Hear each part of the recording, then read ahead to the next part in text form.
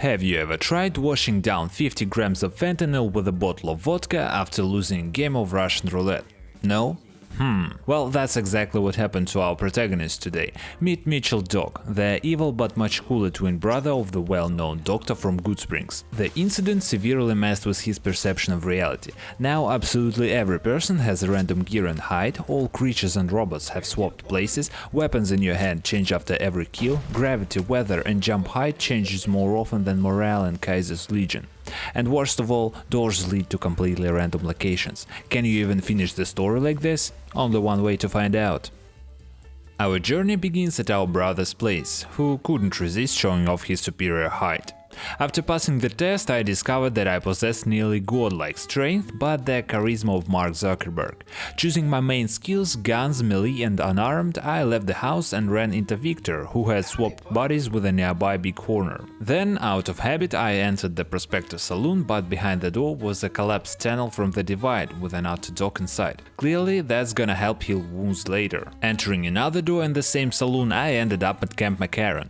Seemingly useless for the main quest, but the building contained 16 more doors. I opened one and found myself inside the Gomorrah strip club, where a shrinked man desperately tried to reach the bar counter and the bartender was dressed in a radiation suit. After checking a few more interiors, I discovered one of the most contrasting pairs in the entire Mojave, a groom's room with a very strange mannequin and a literal fascist bunker. When I got back to the wasteland, the weather was having a bad trip and Aurelius of Phoenix, cosplaying as a great Hun, was carving up a local hunter, but Easy Pete quickly silenced the troublemaker. Time to get the hell out. The thought was crystal clear. I did just that, but a Skirtron with the face of Reddit moderator and his green friend decided to stop me. Well, now I own Euclid's C-Finder and it was hard not to roast the first person I met to a crispy crunch using an orbital laser.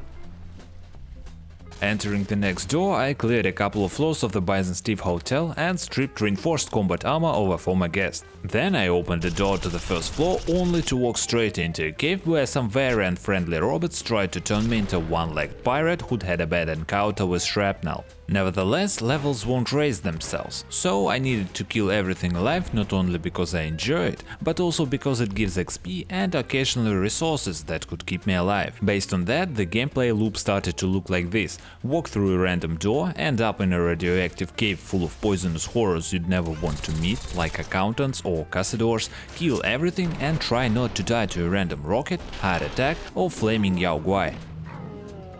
My first hub was Camp McCarran. From there I reached an abandoned bunker, a poisonous hell where I flexed on a Deathclaw, spoiler, I'm cooler, then to the wasteland where Yao Guai proved it was cooler, then to the boomers, Vault 22 and the outdoor section of Camp McCarran, my second hub with 9 more doors. There I accidentally discovered Hoover Dam and inside I found my third hub. It was intentionally placed by the mod's author to prevent total logistical hell caused by NCR sharecropper farms, especially their tents, so the number of doors didn't change. A lucky exit from a cave brought me out of Gomorrah directly across from the Lucky 38, where Victor, now in a new robot body, and Mr. House were waiting. Mr. House had transferred his consciousness from his frail old man body into the greatest achievement of bioengineering, a Deathclaw matriarch. Why was he outside the building and partly stuck in a wall? No idea, ask him if you dare. He politely reminded me that he needed the platinum chip, so I hurried off to find it. Not because I was scared of a 3-meter killing machine, but because the courier must finish his job. Unexpectedly, I found Ringo. Turns out he'd tried hiding from the powder gangers on the strip. Smart, but Saddam Hussein also thought he was safe. So far, these are my first steps. I need to gather intel on all theoretically useful transitions. Usually I have no clue where to go, but sometimes the game helps me find the right path. Though some of these hints force me to walk in circles or bang my head against an inaccessible door. Well, time to talk about transitions and locations. In the base game and all DLCs there are 738 cells. Add the open world of the base game and 3 DLCs, subtract Doc Mitchell's house and we get 741 possible destinations for where our poor body might transport to. Meaning the chance that the first door you open leads exactly where you need is 0.135%. So until the end of the run, let's round it to 0.14%. And now, before everyone falls asleep from math class, here's a rocket launch at a flying robot. Alright, fun's over, back to work. After yet another stroll through the toxic streets of Sierra Madre, I visited the White Glove Society, then emerged at Helios 1. There I was met by Lieutenant Haggerty, who for some reason was standing surrounded by dwarves, asserting her dominance over them. As if that wasn't enough, she was doing it in a massive power armor. Wow, they have a Robospitz on duty! I probably shouldn't have eaten that mushroom from the cave because the sky started showing me cartoons. This didn't help with navigation, so after going through a sewer, I came back to my senses in Westside, where a group of locals was beating up a cosplayer because he hadn't changed out of his costume since Halloween. So they wouldn't think I was a cosplayer too, I stabbed him a few times and took the poor guy's skull. After wandering around a bit more, gathering bloody XP, I jumped into the sewers just like Mario and returned to my first hub. From there I needed to reach the Tops Casino. Tough job, since the odds of getting a specific locations are only 0.14%. But wait, someone will say, someone who spent more time in that casino than everywhere else combined. There are 14 doors here, so the chance to hit the place is 14 times higher. Exactly, meaning my chance to meet Benny is 1.96%, which already sounds like an easy task. So I kept cycling through locations, hoping to land near Benny. After visiting Cannibal Johnson and Helios 1, I faced my first obstacle, the Sierra Madre Hotel, specifically the luxury suites, where I was forcibly locked in and wouldn't be let out until I deal with Kristen. Since I'm especially good at diplomacy and conflict resolution, I gave her a warm welcome, hotly assured she had nothing to worry about, and during a heated argument suggested she give me the key. A fire idea, I think. We parted ways, but I tried not to burn bridges, though a spark of doubt smoldered in my soul. Does a flamethrower count as a firearm? Okay, time to stop with the puns before I burn out. After wandering through this cursed labyrinth of luxury suites and taking hits from powerful lasers to my precious ass a few times, I finally exited in a not-so-friendly cave and from there through the first hub to Gamora. Being a man of culture, I couldn't ignore the power-armored strippers who clearly boosted my morale. To compensate for this, the game sent me to the sewers, where I encountered a famous gang of freaks, a green quadruped, Karen, a distorted aquarium fish, and the leader, a huge red scorpion with a rapid-fire missile launcher. After turning this gang into dead, I arrived at a ski resort where Mr. House was enjoying the falling snow. I didn't disturb him since I still hadn't found the chip, so I continued on my way.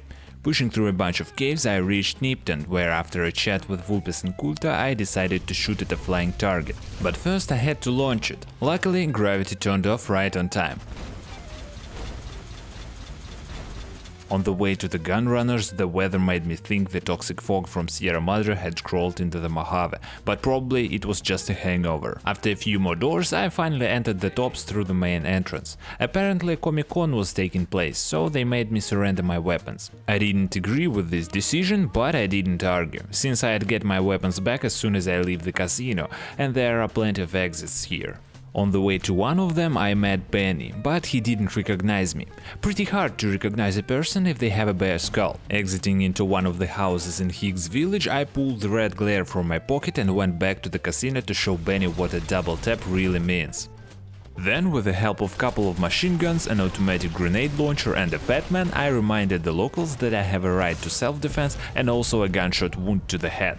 Grabbing the chip, I completed my transformation into a skeleton, which means life is about to get even harder for the wasteland inhabitants. The easy part is done, now I need to return to Mr. House and hand over the precious item. The path wasn't easy, but after visiting the Divide, Willis's cave, McLafferty's office, Hoover Dam, the White Glove's kitchen, the sewers with fiends, back to the Divide, back to Hoover Dam, Black Mountain, X8, a visit to Chef, Vault 19, I finally reached my employer, who this time had become a 2-ton Brahmin. He took me on a tour to his menagerie, where Yes Man was pretending to be Mr. House and Mr. House a dog.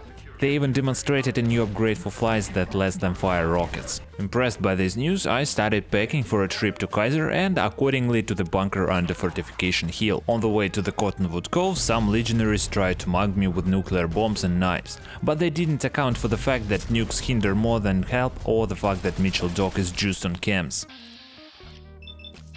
I reached the raft without problems or adventures, though no one met me and I had to row myself. Entering Kaiser's tent, I found myself in Forlorn Hope inside Major Polatli's tent. How ironic. Returning back, I tried to enter the bunker immediately, but they weren't planning to let me in. So I tried to use speech, but used a 50 caliber bullet instead. After scattering his brains, the guard let me in, but I exited into my second hub.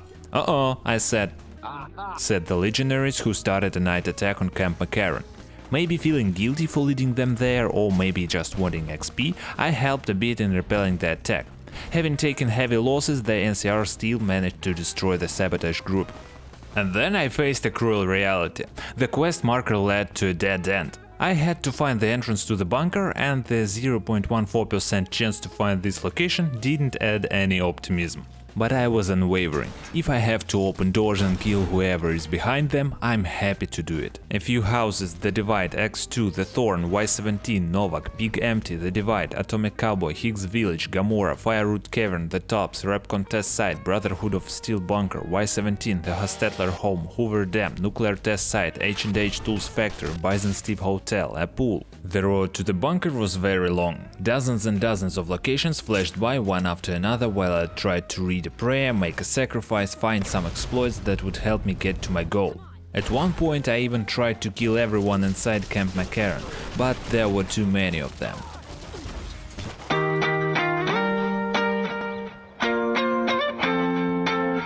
Then, after another hour of fruitless attempts, gravity turned off and I landed on the set for a noir film about Vegas. Cool, but creepy.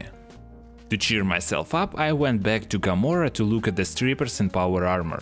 Everything was fine until I noticed a little girl on stage. Sick bastards. Good thing I killed them all. Couldn't they at least give her power armor?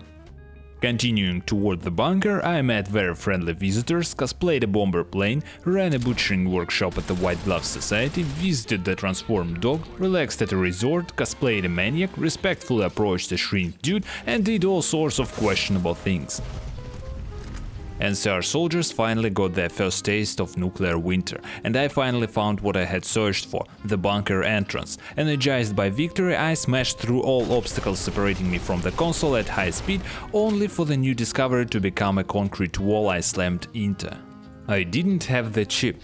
The chip, the one that must be inserted into the console, the one that was taken from me, the one that's currently in Kaiser's pocket, who has no idea what it does or where his courier that was coming to him disappeared. I was furious. I even blew up a random passerby, but it didn't help. I had two choices: search for a new door leading to the real Kaiser's tent, or load a safe where I still had the chip. The choice was obvious, even though I lost a few hours of progress, but theoretically saved even more. From there it was simple: run to Prim, enter the bunker, die to Cazador, reload safe, kill everything, insert chip. Perfect. Back to house for further instructions. Farms, Vault 19, Lucky 38. This time house appeared as a Spock area. Not my choice, but at least closer to human form. Another presentation, but this time Mr. House is here as an eyebot and the Securitrons turned into a glowing ghoul and a Deathclaw. Not a bad upgrade. My next goal, the Boomers. Either earn their trust or kill the leaders. Naturally, I chose the most humane option, but when it came to talking to the grandpa, I accidentally pulled the pin on a grenade mid-conversation. I have to admit, a grenade duel in low-gravity conditions is what I always needed, though I never thought about it. Unfortunately, his pulse grenades were detonating my frag grenades before they even covered half the distance, so I had to use the old reliable method.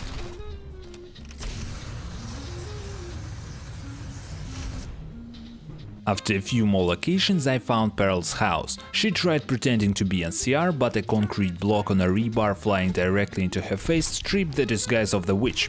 Quest done, time to report back. On the way back, I challenged the Deathclaw again. Since it was young, I beat him easily, but a damn robot wouldn't let me enjoy the victory and immediately atomized me.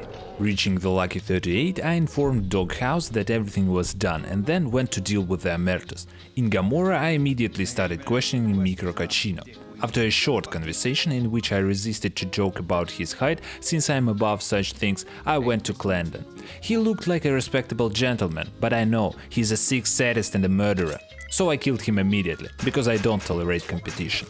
His death completed the quest and I returned to Direwolf House, who gave me the mission to destroy the Brotherhood of Steel. Before descending into the bunker, I decided to prove to the Gamora bosses that I could replace Clandon, since I have all his qualities and more. But the peaceful negotiations turned into a bloodbath and I had to leave since I opened up plenty of vacancies. In the fascist bunker they weren't happy to see me, which is strange considering I was smiling widely. After I finished poking with a spear, blowing up, shooting and burning the local inhabitants, I remembered why I was here. Gathering the keycards and generating the code, I initiated the bunker self-destruct and walked away to a safe distance with a relaxed gait. Apparently I messed something up on the timer, because the bunker went boom only when I was in the pleasant company of the White Glove Society, waiting for them to bring that tender veal. Next, Mr. House barked that I need to head to the El Dorado substation and clear the browser history on the local computer. Easy, I'd been there already. And finally, the moment of truth. I even climbed to the very top of Lucky 38 for such an important event, the Battle for Hoover Dam. It started as usual. Chaos, two mobs of clowns shooting each other, explosions. Overall, a beautiful sight. Shame it is rather brief. The great quest marker pointed to a ladder that I couldn't use. I even jumped onto the roof just in case, but the game made it clear that I needed the place the ladder leads to. I said. The map showed that the final objective was somewhere in the free side, meaning I needed to get there. Fast travel was disabled, so I relied on the old methods – doors. After visiting many extremely unpleasant places and nearly receiving a free circumcision from a blind deathclaw somewhere in India, I reached the interior of Hoover Dam. There I was supposed to climb a spiral staircase to a hatch, but it was apparently locked for maintenance. The problem just got more problematic. We'll solve it in parts. We know which doors I need, I just need to find out what is behind them. To do this, I loaded a save made before the battle for Hoover Dam. Coming to this ladder and climbing it, I found myself inside the Hoover Dam. Aha, so I need to find another entrance to it, since there are many doors here. One of them led me to the Camp Forlorn Hope. Let's work from that. Returning to the finale save, I immediately headed to the camp I had so much hope for. On the way, I pretended to be a plane, but forgot I don't know how to land, tried to blow up Deathclaw, but since it was the mother, she wasn't very impressed by the nuclear explosion I arranged. After such misadventures, I reached Forlorn Hope and pulled the door handle. It was locked. No, not just locked, it was inaccessible, which means zero options to get inside. My mood plummeted, I was so close, yet so far. The world even faded into black and white. Will I share the same fate as other YouTubers who attempted this challenge? Will I have to teleport to the right location using console commands? Hell no! I'll re-randomize all the doors and that will be within the challenge rules, because I'm not teleporting directly where I need to go, but reshuffling the cell links again without any guarantees of success.